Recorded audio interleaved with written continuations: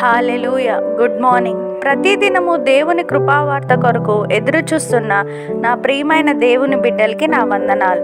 ఈ దినము పరిశుద్ధాత్మ దేవుడు జీవగ్రంథంలో నుండి మన కొరకు ఇచ్చిన వాగ్దానం పేతురు రాసిన మొదటి పత్రిక 5వ అధ్యాయం 10వ వచనం.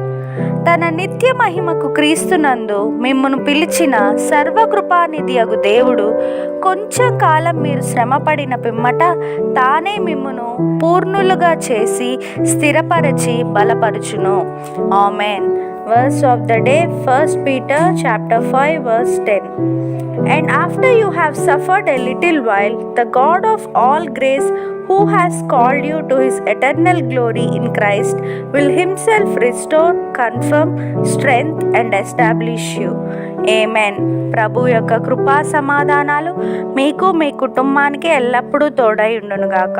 ఈ వాగ్దానం విన్న మీ అందరికీ శాశ్వతమైన ప్రేమతో ప్రభు ప్రేమించునుగాక.